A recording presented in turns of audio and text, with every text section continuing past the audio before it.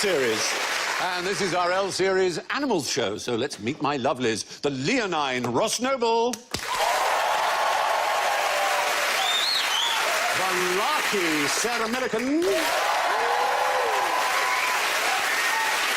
Lounge lizard Colin Lane.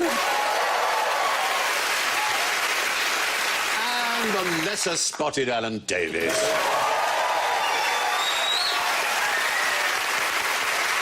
And here's what they sound like. Ross goes... lion. Sarah goes... a lark. Or possibly a ringtone. Colin goes... I thought you were supposed to have the worst one. See if you can guess what that is. That's a human simulation. It's an L.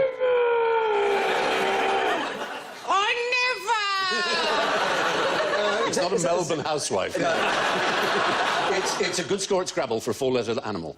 Lynx. Yes! It's a lynx. It's a lynx. And Alan, your sound is... Stephen! Stephen! Listen to me! I want points! Right. Now, I've given each of you a penny in case you're caught short. One of these. Yes, because one of our questions tonight, as in throughout this series, will be a little bit lavatorial. So, if you think that the answer to the question concerns the lavatory, you get a chance to spend your penny. It's a joker card. All right. Now, what does the loneliest whale in the world sound like?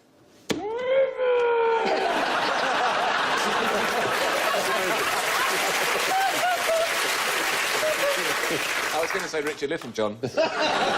Someone sent me a thing about blue whales, that they are really loud. They can make a noise of 180 decibels. It's the loudest noise any animal can make. All whales. It's louder than a plane taking off, Oh, completely. or a baby crying, or anything. And it can be heard 500 miles away. And further, in fact, the deeper it is, the further it sounds. And if it's very, very low pitch.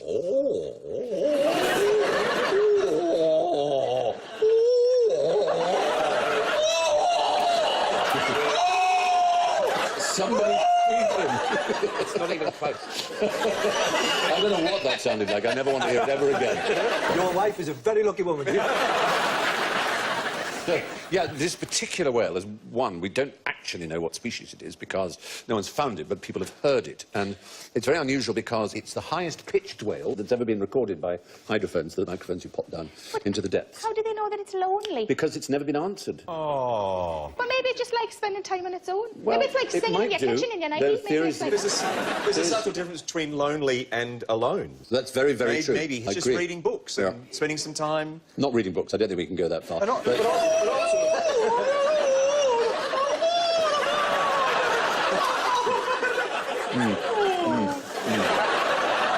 Also, how do we know, if we've never seen it, how do we know that it is a whale? It might just be a couple of dolphins mucking about with a big shell. They're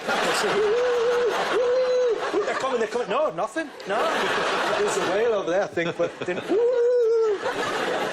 I think... That's the shell. That's the shell. It's a conch. I didn't think conch when you did that. Are you suggesting that I'm not suggesting anything. Are you suggesting I'm somehow pleasuring a whale? A sperm whale's penis is about 3 Yeah, you need a metres bigger long. mouth than even you can go.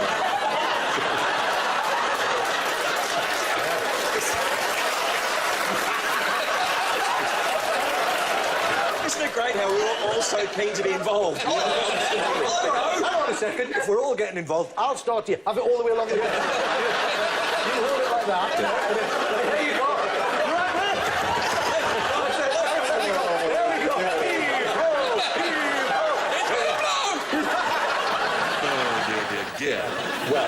Well, it's generally been heard? It's generally believed that it is a blue or a fin whale, and it's 52 hertz, which is a far higher register. We've actually got it. We can hear it. That seems very deep to us, but that's actually the highest. You know, Sounds like standing outside deeper a ones nightclub. travel much further. Now, at home... It's the ministry sounds. What time are you closing? We're trying to Not with that sleep. shirt, mate. Not with that shirt. Are you sure? At home, you might not be able to hear that because not all televisions can actually take that amount of bass. But you probably haven't got a woofer at home, as I have. Just on the issue of last creatures, not necessarily... I mean, some people believe that rather than being a blue whale or a fin whale, it could actually be a whale that is a result of two different species of whale mating. It was a calf, a new kind of whale, and that it doesn't have a natural mate because it's a sort of mutated voice. Well, the 52 Hertz whale has a high-pitched voice and no mates. Now, what form of transport might a caterpillar use? They hitch on to things, then? They do. I wonder what they hitch onto. Furry mammals. Furry mammals carry a lot of stuff about. They do, but in this case, they use each other. They use a principle, which is quite fun, and that is that the one that's on the bottom layer is going at a certain speed, and the one above, twice the speed, and the one above that, thrice the speed. So, all told, the whole group goes faster. And we've done a little experiment using stop-motion photography. It's going to come in. Yeah, but if you watch, we've got two yellow pieces there, and they're both moving one step at a time.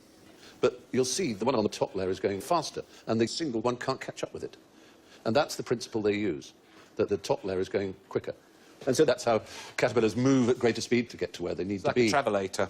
The travelator. Except when people get on the travelator, they slow right down. Oh, it's so annoying. It drives me mad. When I get on a travelator, I really make the most of it. Me too. I accelerate. I love the way that the windows and everything just speed past you. Oh, it's Travelator! People actually, even on the travelator, they just stop. They stop. I know. Yes. Well, yeah, but it's Just doing keep the walking. moving for you, so you don't have to move. That's why we're a nation of morbid... Oh, dear. Or if you have small children, they turn around and run the other way. Yeah. They feel coming and you're like... You have to do quite a lot of loud coughing and my flight's about to leave sort of stuff in order to get people just to move across. It's just politeness to take one side of the travelator. Or you say, get out of the way! That's an option too. Anyway, moving from larvae on to adult Lepidoptera. What's a surefire way of telling two butterflies apart? Different colour wings. That would be true of those that were different colours. But suppose they looked identical Then you and were can't. different species or genera. Then you can't. That's it. Well, you might be. Their breath. Is it? Bit of breath. The prettier they are, the stinkier their breath. Their dress. Their dress? Yes. That will do it. Are they sort of Their same names? bit different? No, they are all the same, There are but they're two not. genera of butterfly that look almost identical, and it's a type of evolution called Mullerian. There they are. And one of them tastes disgusting to birds, and the birds quite quickly learn that. Oh, so you lick them. You just lick Well, them. the birds did. And so the other one Birds lick it. evolved to look as much like the one that's disgusting without actually being disgusting, because it doesn't need to develop the, whatever it is, the disgusting taste, because the birds will assume that it is disgusting. And this is a thing that happens in nature. You look identical, just to survive. How smug must they be? Oh, I would say. It's very, very good. And also, the one on the right there seems to have a tiny roll of gaffer tape in its mouth. They're not even his real wings. He's made them. He's like, look at that, I'm just like him. Come on. You go around the other side of that, it's all sticky back plastic around there. But there is an answer to how you would tell the difference, and it's deeply personal.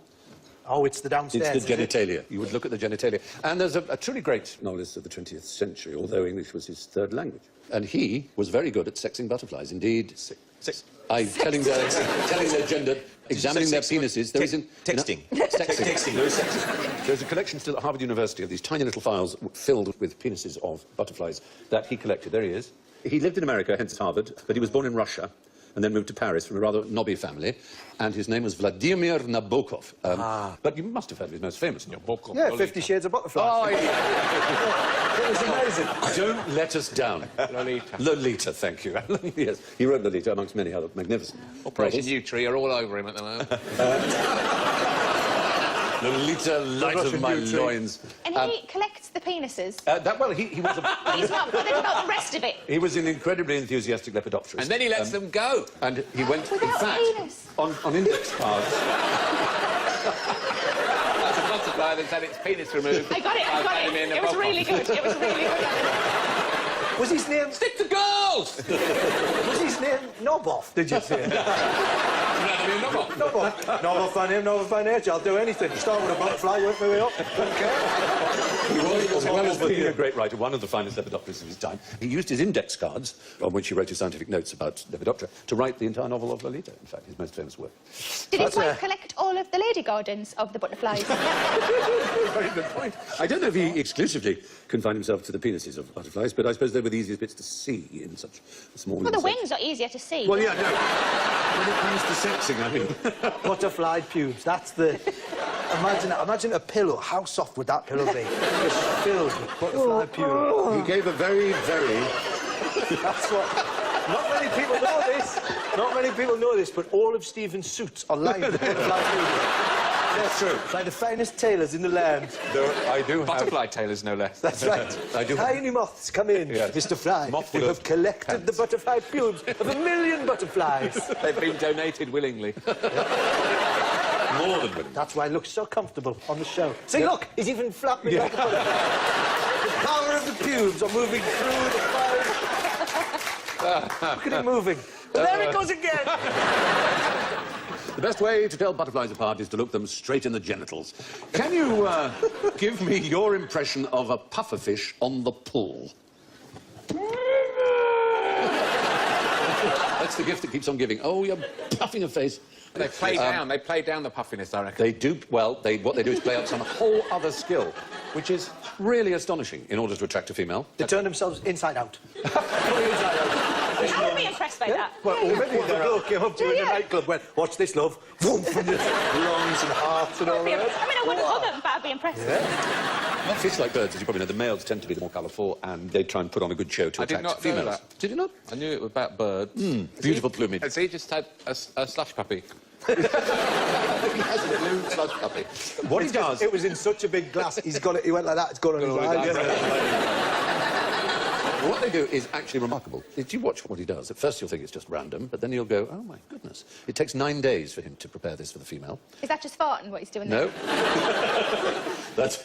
he turned... Look. It's extraordinary. Aww. He's made this enormous crater with ridges, Made which are layer. decorated with seashells. And it's... Oh, there. what do you want? A sandcastle? Yeah. No, I think they were impressed. 9 days' work to attract a female. How many days? 9. It's, Yeah.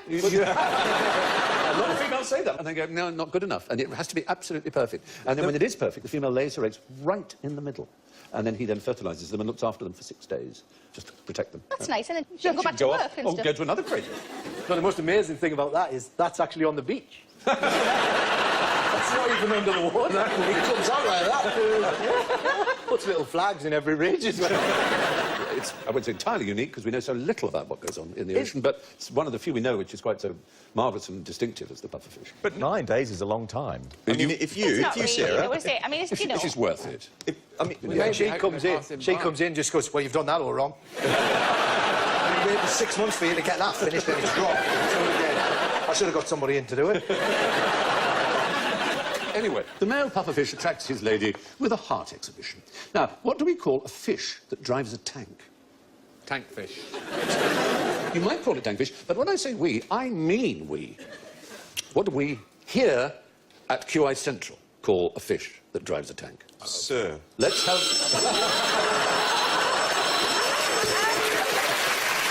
That was a shock. We read you like a book. We're going to show you a fish driving a tank. What? Right. Yes.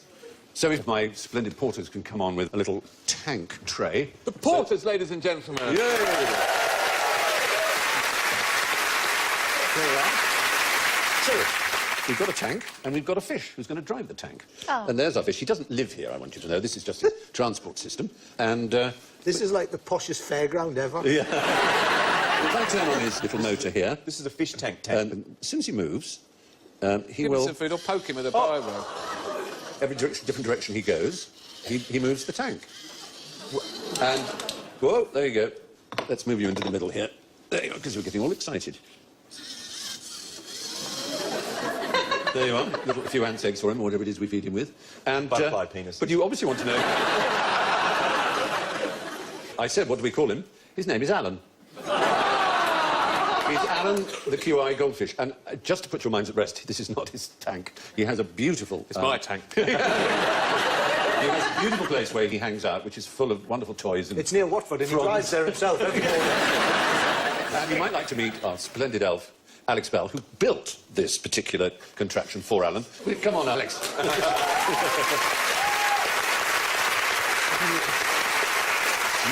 Here we have the classic elf. Educated to within an inch of his life. Smart So turned out. how long did it take you to build this? A couple of days. It's made of Lego completely. So It's entirely Lego? Yeah, it's all Lego. Can we race it against caterpillars? And why did you make it? Someone, there's a Dutch company called Studio Dip, and they made a bigger version of this for a fish to live in, and we thought we'd have a go at making our own. Did you build it over 2 days to attract girls?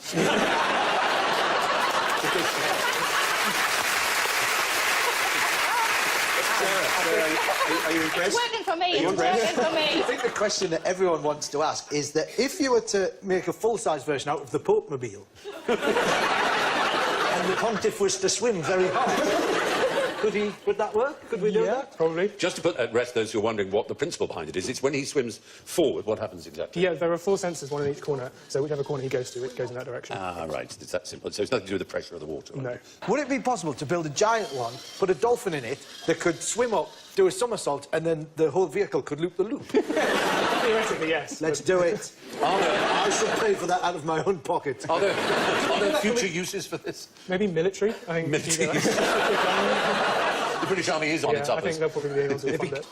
I mean, it's very exciting for him, but I'm sure he wants to get back Yes, to I think his he's good. huge and very, very luxurious accommodation in the QI office. He lives in So assistant. I will hand him over to him. Thank you, Alan. Thank you, Alan and Alex. That was very pleasing. The Porkers!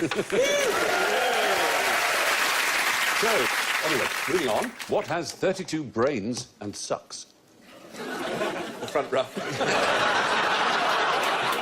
Is there a creature that has 32 brains? Is an octopus have lots of brains in its tentacles? Yes, and the genitalia at the end as well, if you remember. Oh, yes, I do remember. Yes. Really? On one of them.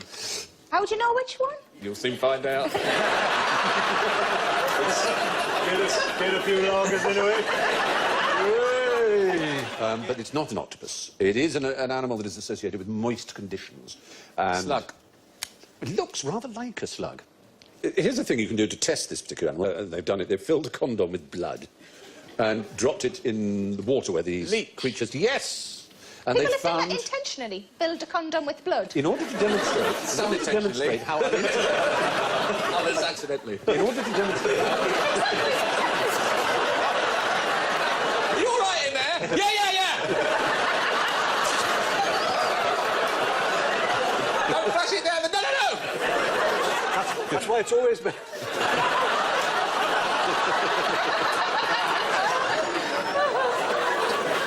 It's horrific. What it doesn't do is catch a leech, because leeches haven't evolved expecting humans to splash through the marshes, but they have expected other kinds of animal. And A frog, perhaps? a frog is a perfect example. If you put the condom in covered in blood, leeches will not be attracted to it. If you just wipe the condom over a frog and then drop it in, leeches will go "Fa-tong," like that, because they smell a bit of frog. Frog will be your friend for life. They go, "Fa-tong, boing." Exactly. what- They hop yeah. around. So, the merest whiff of frog will lure a leech to lunch. Now, what's the most energetic thing that a sloth or sloth ever does? Whichever you prefer. Oh, you're spending your penny. And you're right! Is it?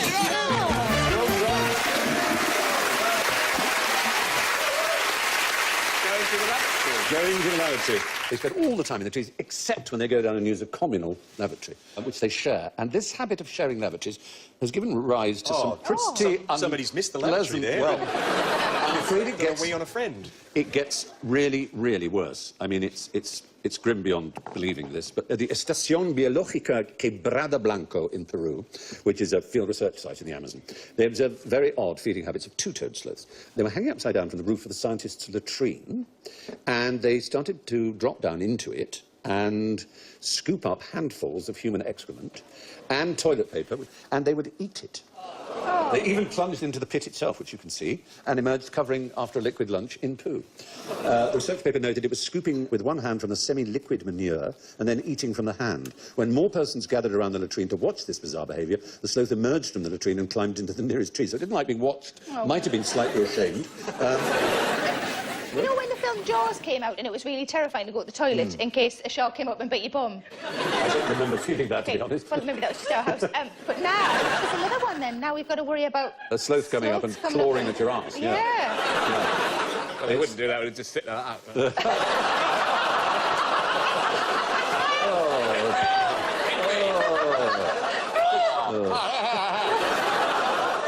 As Super Nanny would say, that was unacceptable. I mean...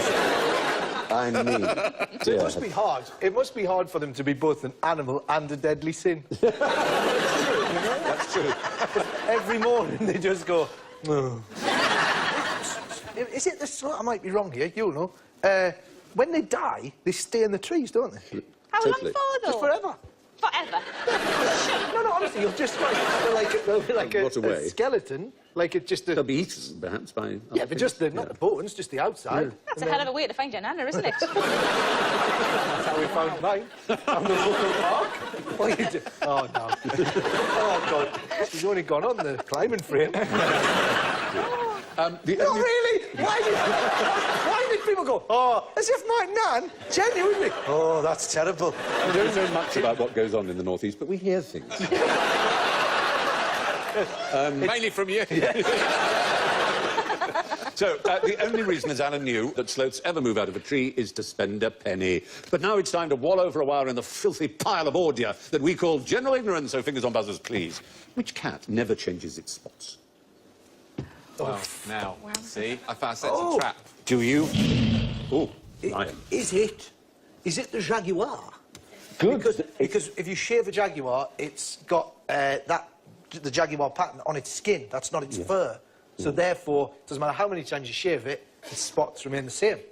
Interesting. It's not the correct answer. All right, I'll be off then. No. We avoided saying the leopard. Yes, because that was the trap I sensed. We can see a little leopard kitten with its mother, and you can see the leopard kitten really does have quite tight spots, very close together, and the mother has what are called rosettes, which are very different. The animal actually is a lion, and the spots are where its whiskers sprout from, and you can see those little lines of dots Like there. it's been sniffing glue. They like that. never change. They never ever change. So they're like fingerprints. You can identify a particular lion just by the array of. You'd have to get very close to it, though, You wouldn't would, and you wouldn't necessarily want to do No. that. No, exactly. So it's lions, not leopards, that never change their spots. Which is the biggest of the big cats, though? Yes, lion in first. Is it the jaguar? Not even the V12. No, I'm afraid not. Any other thoughts? Well, the lion. The Tiger? leopard. No. Tiger? Is it the tiger? You're both half right. The cougar. The liger. It is the liger, and the liger is composed of what? A lion and a But tiger. which gender round? The front half man. is a tiger. It's like a dodgy safari salesman. I'll tell you what, mate. That's lovely. That's Yeah. a lion. That is. Male tiger and a female Yes, in lion. both cases they put the male first, so if it's a liger, it's a lion male and a tiger female. And if it's a tigon, then it's a male tiger and a female. The best one is the giraffe. It's just got a zebra body and a giraffe neck, and it's always falling forward. Anyway, the biggest of the big cats are ligers. That brings me to the scores. In last place, I'm afraid he's come thousands of miles to be -20. It's Colin Lane. In third place, twice as good a score, but still -10, Sarah Millican. And -5, Alan Davies. Which means that our winner on a staggering +6 is Ross Noble.